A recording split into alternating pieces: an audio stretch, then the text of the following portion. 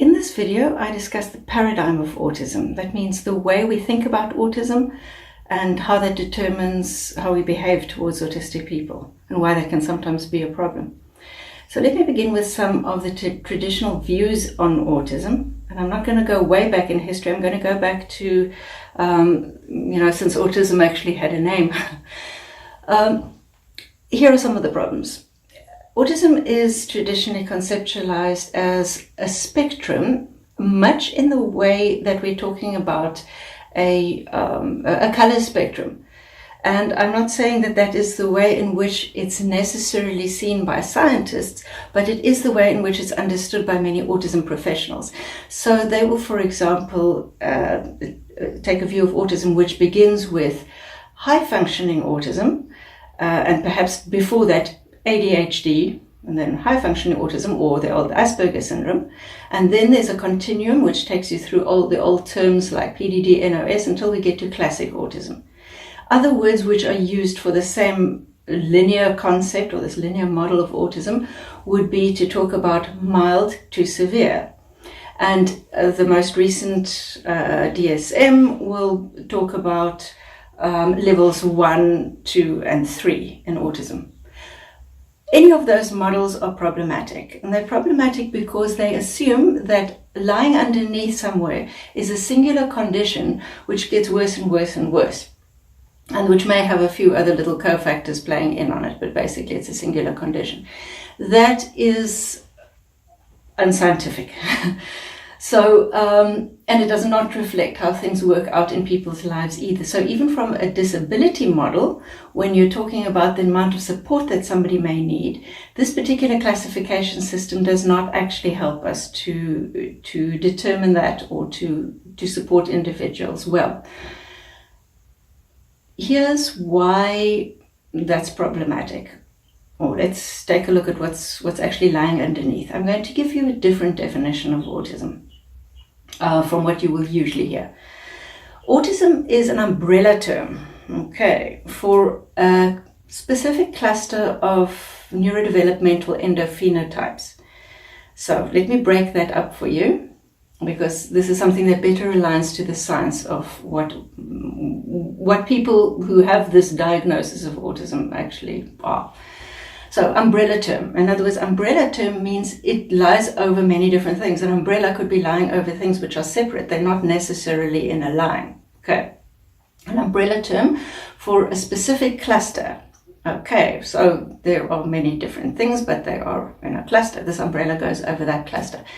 A specific cluster of neurodevelopmental. Okay. Neurodevelopmental. Neuro means the nervous system. Developmental means the way our nervous system has developed, neurodevelopmental.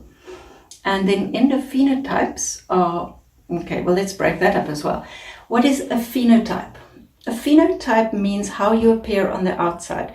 Traditionally, we would usually contrast a genotype, the genetics, with the phenotype, the outside. I'll give you an example of how that might work.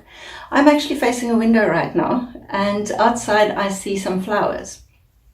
Some of these flowers that get sown are sown from the same seeds, but they appear different when they turn into flowers. Some of them turn into purple flowers, some of them turn into white flowers, and some of them turn into a kind of midway flower. So they all come from the same seeds. They're the same genotype. They have the same genes, but they are different from the outside. And the different on the outside is phenotype. So we can get all sorts of phenotypes. We can get behavioral phenotypes even. What is an endo phenotype? An endo phenotype says the way you are endo on the inside determines the way that you are on the outside.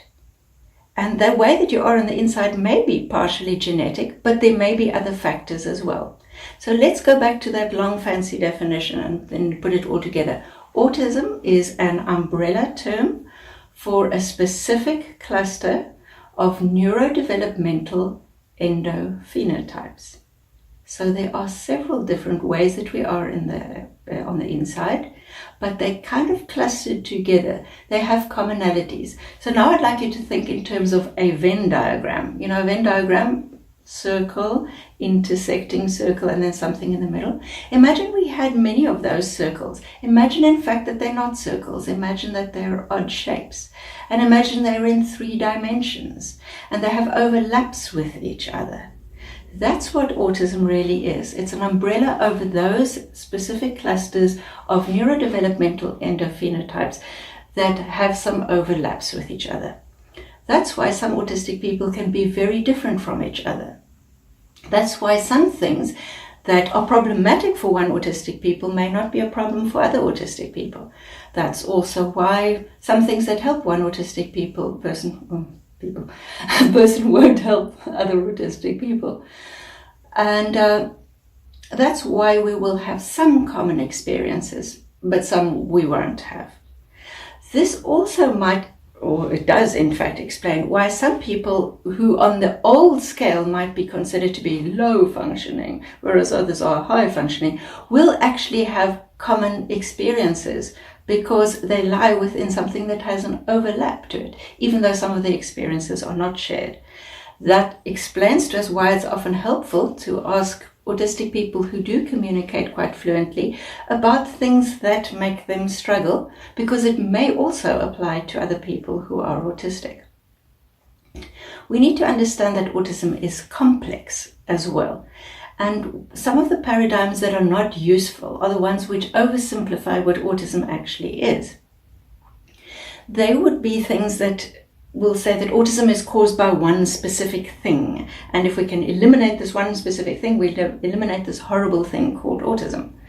That's one of our problems, because that's just simply not correct. Another problem with that as well, which is just tied up into all of that, is that if we are trying to eliminate autism, is that really what we should be doing? Is our paradigm useful to us? Is elimination really what we're trying to do? Shouldn't we perhaps be dealing with the fact that autistic people have always been there, always been part of the population? Some of their problems might become more severe because of environmental factors, because of prejudice, because of also even things like air quality, poor diet, and whatever. But that applies to anybody. But should we be trying to eliminate people from the gene pool that have always been there? Is that really fair? Do we not add value? Should we not work with what we have and then try to deal with health problems? Which brings me to my next area of advocacy.